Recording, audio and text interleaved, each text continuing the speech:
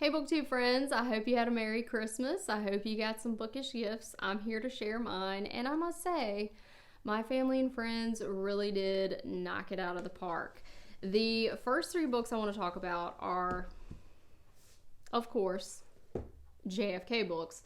And they're from my friend Judy, and somehow she always seems to find books that I do not have.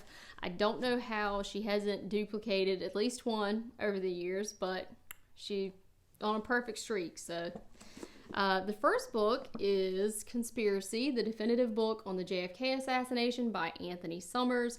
This was written, I believe, shortly after the Oliver Stone film JFK, so I'll be interested to see if it deviates from the theories put forth in that film or if it kind of lines up with what was proposed there. The second one is Who Really Killed Kennedy? 50 Years Later, Stunning New Revelations About the JFK Assassination by Jerome R. Corsi. And of course, both of these authors are people I've heard of in the JFK assassination community. I mean, if you listen to enough forums and radio shows, you come across the same people. So I'm excited to get into those at some point, but the one I'm probably most excited about is this one, The Echo from Dealey Plaza, the true story of the first African American on the White House Secret Service detail and his quest for justice after the JFK assassination by Abraham Bolden. If you're at all familiar with the JFK assassination, you have heard of Abraham Bolden. And prior to being on the White House detail, he was stationed in the Chicago office. And essentially, he is a whistleblower. I believe a lot of the information he had was related to the assassination plot in Chicago several weeks prior to Dallas. So even if you don't believe there's any sort of sinister conspiracy happening with the JFK assassination, I think you can agree that there was some negligence. So I think that's why this book has some important things to say. The rest of the books are gifts from my husband. I have Tender is the Flesh, and I'm curious to see if this one is as terrifyingly beautiful as everyone on BookTube seems to think it is. So there's that. And then I have three books from one of my favorite newer authors, and that is C.J. Tudor. So I have The Taking of Annie Thorne, The Hiding Place, and The Other People. Oddly enough, all three of these books seem to have a similar premise. There is either a daughter or a sister that goes missing. I believe in one of the stories, at least, the sister returns, but that makes me a little bit nervous because I don't want to read the same book three times. But I have faith in C.J. Tudor because I read The Chalk Man and The Burning Girls, and I feel like I love them both equally, but they were very different. So I think she can do something unique even within that one premise. Now, the last two books I have are from my favorite era in U.S. history, the Cold War era, but they are not specific to John F. Kennedy.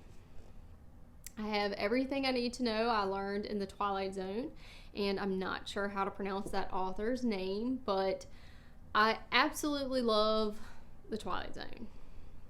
There's something about that show, the original, that I have not seen replicated. And I think part of it has to do with the fact that it is in black and white, and for me, that makes it even more creepy. I don't know.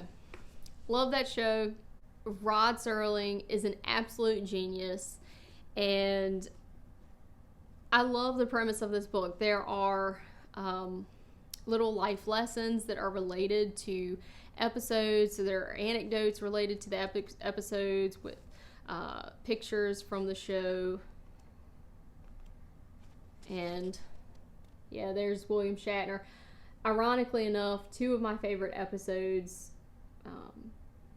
include William Shatner in them, so very, very cool. And of course, I don't know if I can find it now, but there is an episode of The Twilight Zone that I think all booktubers would identify with, and that is the episode Time Enough at Last, with Burgess Meredith in it. If you haven't watched that episode, you need to look it up and watch it right now, because all this poor man wants to do is read his books. And it's like the world is conspiring against him.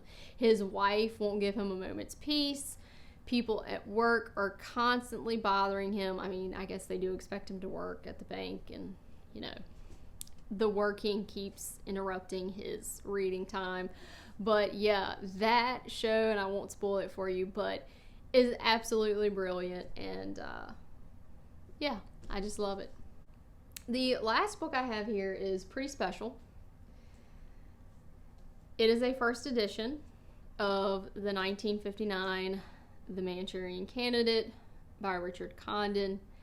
And I've never owned a first edition book. I'm not someone who typically spends a lot of money on books myself, so I probably would not have purchased this for myself, but my husband gifted it to me, so very sweet of him. I absolutely love this cover. Funny enough, I haven't read this book yet. I love the film, which of course features Frank Sinatra, and it's one of those books I've been meaning to get around to. And when I started looking for copies of this book, I came across this first edition, and I just fell in love with it. I feel like it is a piece of art, very representative of the time. I mean, it's the Cold War, it's the specter of communism, it's political assassinations, which of course we know I have a bit of a fascination with, I guess you could say. But I just feel like this is one of those books that is just so representative of the time. And this cover is just gorgeous.